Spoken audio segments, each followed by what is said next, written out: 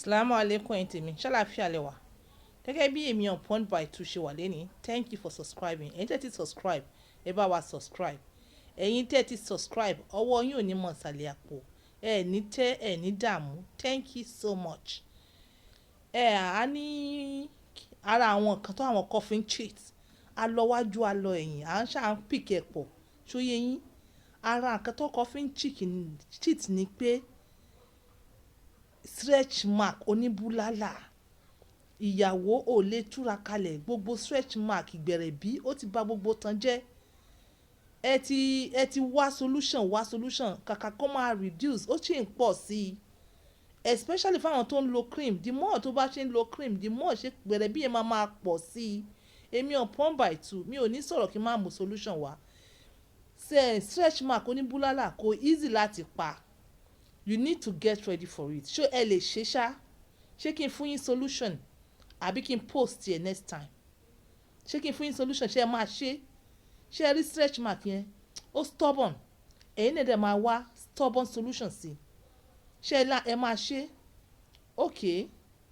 èyí tó bá dẹ̀ lò yìí kò dífà cream tó bá ń lò á tún máa jẹ́ kí ibẹ̀ yẹn kó pọ́n yòyòyò sí ni ṣóyè yín èmi ò preach nípa cream nísìnyí so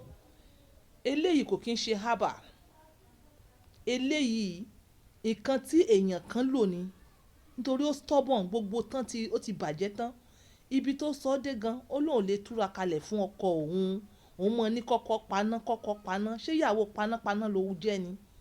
ìjọ́ tí ọkọ bá wá mistakenly tó bá wá rí gbogbo ibi tí gbẹ̀rẹ̀bí ti bàjẹ́ lára tán rẹ ọkọ ó sà kò ní mọ̀ pé gbẹ̀rẹ̀bí ni ó rò bóyá gbẹ́rẹ́ ló fi báyé ibẹ̀ yẹn jẹ́ ni ara nǹkan tí àwọn ọkọ fi ń sá nìyẹn tí wọ́n fi ń jòkó ti àlè ń ta ara àwọn nǹkan tó kọ́ fi ń cheat mo wá solution wá fún ọyọ kan nínú ẹ̀ báyìí àbí méjì báyìí so ìwọ tó bá ń gbọ́ mi ṣó ready láti take care ẹ má doubt mi ẹ bá ti mọ̀ pé doubt mi lórí pé solution eléyìí don't even watch it off it èmi tí mo láyà láti wá sọ pé èmi oníhábà ní mí ṣóyè yín mo wá jáde mo ní solution fún gbẹ̀rẹ̀bí lélẹ́yìí ẹ gbà bẹ́ẹ̀ ṣóyè yín bẹ́ẹ̀ ẹ gbà bẹ́ẹ̀ kí ni wàá wá ṣe wàá wá Vaseline blue sea èmi ò polówó wàá ṣé ẹ rí solution tí mo fún yín mo lè miss ẹ̀ fún yín kí n gbẹ̀yà láyé owó lọ́wọ́ yín bẹ́ẹ̀ mo fẹ́ fún yín ní free of charge nítorí pé kí ni gbẹ̀rẹ̀bí tó ń pa okó ọkọ ẹ bá tú aṣọ báyìí ọkọ kó sá lọ nú ni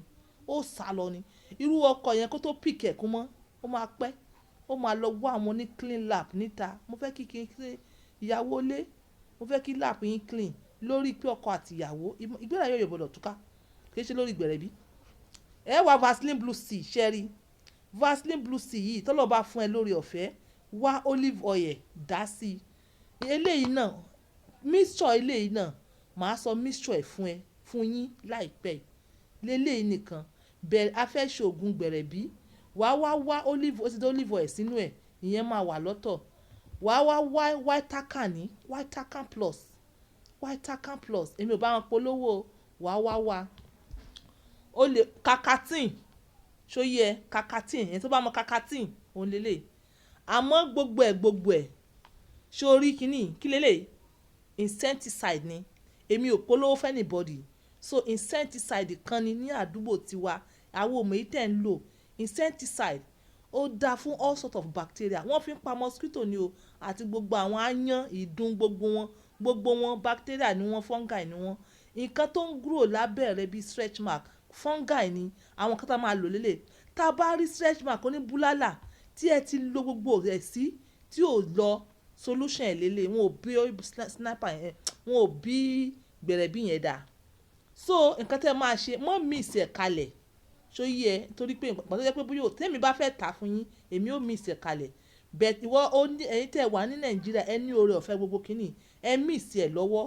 Vaseline blue sea bu díẹ̀ ṣé o mọ̀ pé ọyẹ̀ ti wà nù ẹ̀ ẹ wọlé wò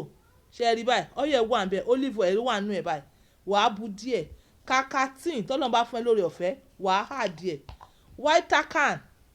sórí stretch mark oníbúlọ́là kì í ṣe nǹkan tó easy ó ti pẹ́ ń bẹ̀ cream dẹ̀ ló fà á àtàrà sísan àbára slim àbí medication àbí anything ṣé orí wàá mú báyìí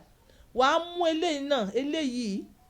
wàá wá wọ́n sí ni wàá wọ́n sí 1 2 that is all wàá rub it together cream tó ń lò perhaps tó bá ń lo cream wàá fi sí wàá ṣe kí ni wàá fi ra bi tí gbogbo bi tí gbẹ̀rẹ̀bí yẹn gbogbo bi tó wà wàá fi rá wàá fi rá wàá fi rá wàá fi rá títí títí títí títí títí títí títí títí tó fi máa absorb sínú ẹ̀ so wàá take care wàá máa lò every time tó bá ti àárọ̀ alẹ́ tó bá ti wẹ̀ make sure pé ń wẹ̀ ara àlàáfíà ara kí gbẹ̀rẹ̀bí sá lọ òun ni kẹ́ ẹ mọ̀ wẹ̀ then tó bá ti wẹ̀ tán tó ti fi rá ẹ ya gbogbo ẹ̀ síta atẹ́gùn ẹ jẹ́ kó fẹ́ sí atẹ́gùn àlàáfíà ìmọ̀ bí tẹ̀ ń dira lọ atẹ́gùn àlàáfíà ẹ jẹ́ kó fẹ́ sí ara yín so o lè decide láti mú vaseline àti oil ṣó yẹ bẹ́ẹ̀ mọ̀ jẹ́ kí léyìí wọ́n ẹ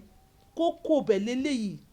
nítorí yeast infection àti nǹkan míì Vitacan ó dáa èmi ò tajà fẹ́yàn kankan àbí Vitacan ìsanwó kankan fún mi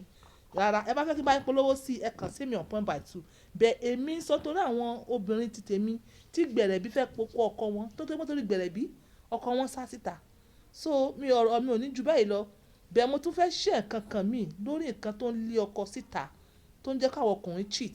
bẹ́ẹ̀ fídíò yìí ti ń lọ bí tó pọ̀ èmi ò fi ń fẹ́ kí fídíò pọ̀ ṣó yẹ yín so this is on point by 2 using my words for others bye for now.